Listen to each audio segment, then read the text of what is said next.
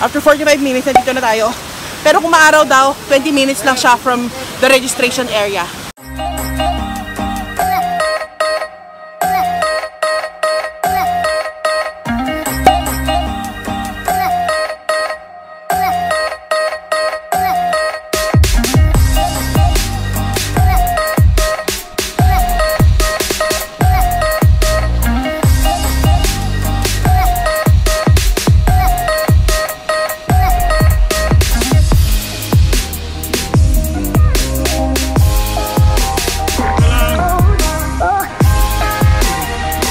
Okay. So, nandito kami sa second jump pa lang. Malamig yung tubig, so kahit anong init nung kanina, worth it siya kasi malamig yung tubig ngayon. Kaya maraming umihi.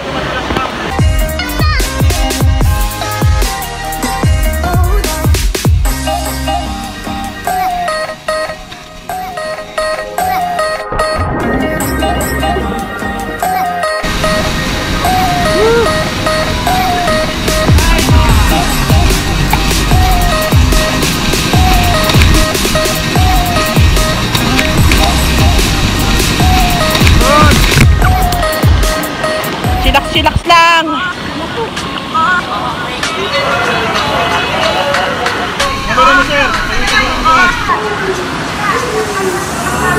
Si Kuya, ang galing niya mag-shoot, oh.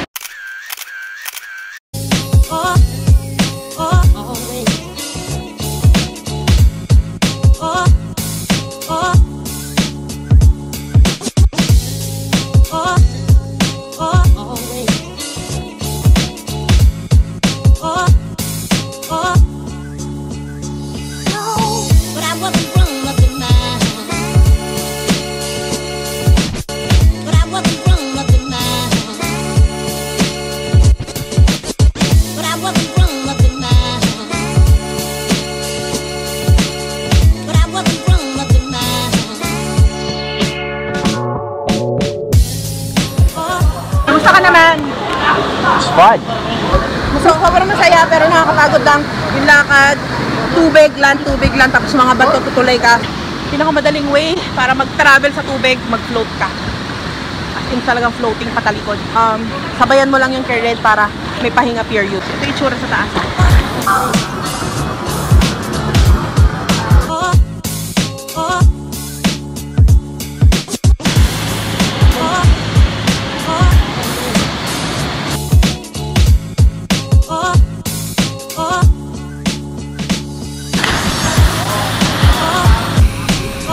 Okay na, ma'am. Ay, hindi ba ako tatama sa bato dyan? Ready? Parang ayoko na tumalon. Talo na, ma'am. Oh my God, baka mahulog ako. Malamang mahulog ako, no? Kasi matatalon nga ako. Okay, ma'am. My God. Tapos, malalim yan, ano? Basta dito yung target ko. Titi! Babalik na lang ako. Okay na, go! 1, 2, 3. Ah! Wow. Go! Ah!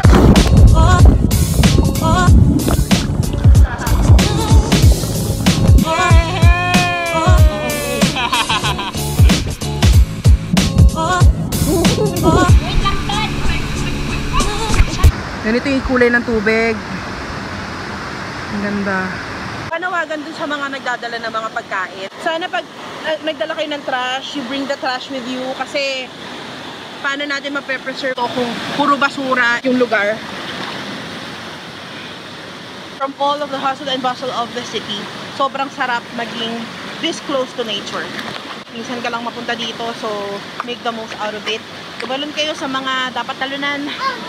Videoan ninyo kasi ikaka-proud nyo yan in the future.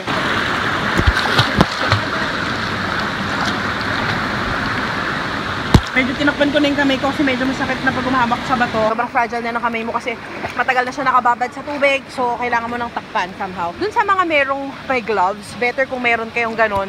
Para habang humahawak kayo sa bato, hindi kayo magalusan or masugatan. Kasi may mga bato na matutulis din eh. Ang ganda! Nakalimutan ko i-mention kanina. Yung nakita ninyong nasa registration booth na mga waterproof casing na ganito. Gamit ko rin siya ngayon eh. Bumili kayo sa Divisoria. It's like benching ko lang yata sa Divisoria or 30 pesos. Pero dito, they sell it 5 times more expensive. Kasi syempre, i-travel din nila dito. Saan tayo pumunta ngayon? Ang ganda. But I wasn't wrong, nothing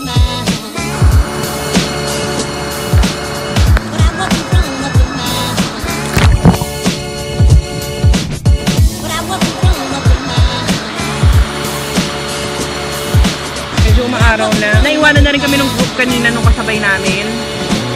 Okay lang naman. Sa mga pupunta dito, sana naman you bring your trash with you. Ay, nako. Kukunin namin to ngayon, ha? Lagay mo dyan, sige. Kung mas malaki lang yung bag namin, nagdala kami ng maraming basura, malamang yung bag na dinala namin mapupuno. Kaya please lang, dalhin ninyo yung trash with you. Let's be responsible travelers.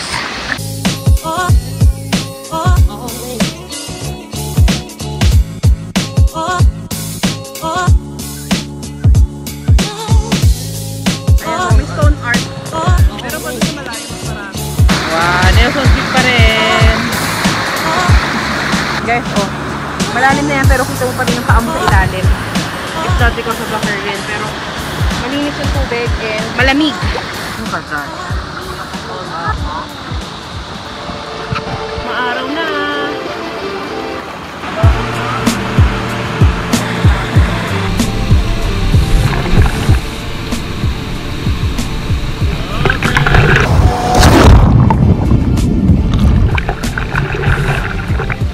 Buhay pa. Buhay pa yung cellphone. For the main event. So, andito na kami. Kaya na doon sa barbecuehan. Bibenta sila ng hotdogs, barbecue. Ano to ate? Ito, chorizo po. Chorizo. Wow. Magkano yung chorizo? 40. 40. Tapos yung hotdog 40 din. Tapos meron din silang kanin nakalagay dito. Dahon ng nyog daw. Tapos may kanin sa loob. Magkano ganito? 10 pesos isa. Meron silang soft drinks. Magkano yung mga soft drinks? 25, ma'am. 25. Kahit alin dyan, 25. Opo, yung dito rin lang, 40. Paano siya pinababa dito, ate? Nahagdanan dito, ma'am. Saan yun? Danan? Ayun. Doon, ma'am. Hagdanan sila doon. Sa area na yon, paakyat. So doon nila inaakyat yung mga goods nila. Kain kami ng isang kanin. Dito lang kakainin, no? Tapos dalawang hotdog. Magkakanin ka ba? Kakanin ka? Okay, try natin. Para sakto, 100. Okay. Kain kami dito sa gilid lang.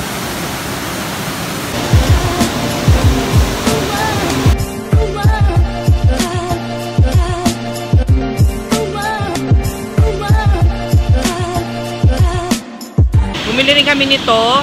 German Frankfurter daw. 50 pesos siya. Yung kanina kinain namin is 40 pesos lang. Yun yung mas payat pero dalawang tirasong red na hotdog. Pero ito, parang mas makapal siya at saka mas malaki. 50 pesos. Okay! One! Go! Go!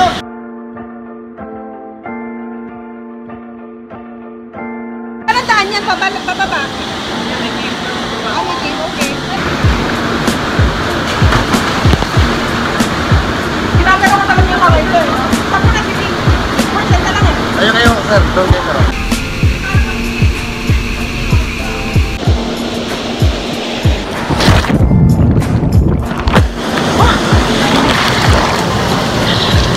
Yun!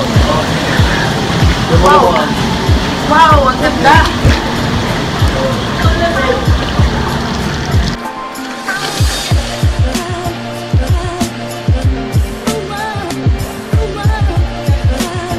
Puro bato yung nilalakaran namin yan. Mas mahirap kasi totoong wait. Nasa 3rd hour na kami ng pagtitrek.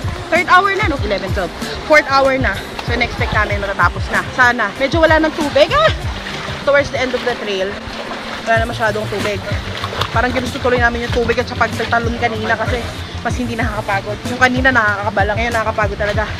Kaya dapat, pagdating sa barbecuehan, damihan nyo yung kain. Kasi matutunaw nyo rin.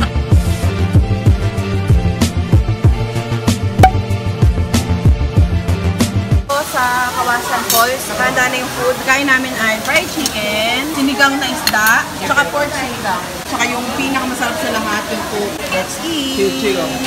Medyo nalobat kanina kaya pinaday ko muna. May 3 levels pala itong Kawasan Falls. Una kanina, yun malamig na malamig yung tubig. Tapos may talunan siya na around 30 to 40 feet. Another lakad papunta sa level 2. Kasi itong level 3, pinakababa sa lahat. Gertin! Ay, so happy! Punta kami dun sa may fall. Ang tawag dito, Kawasan Water Rafting. Kawasan Water Rafting. Pero, ano to, Kawasan 3. Yung nakikita kasi padala sa mga travel vlog, yung Kawasan 2 yun, yung nasa taas. Okay. Mas malaki to, saka mas mataas yung falls. Since mas mataas yung falls na mas malakas yung pressure, di ba, pagbaba? Yes. Kaya yung mga after mag-canyoneering, dito daw sila nagpapa-umpisa na massage. So, ganyan yung itsura namin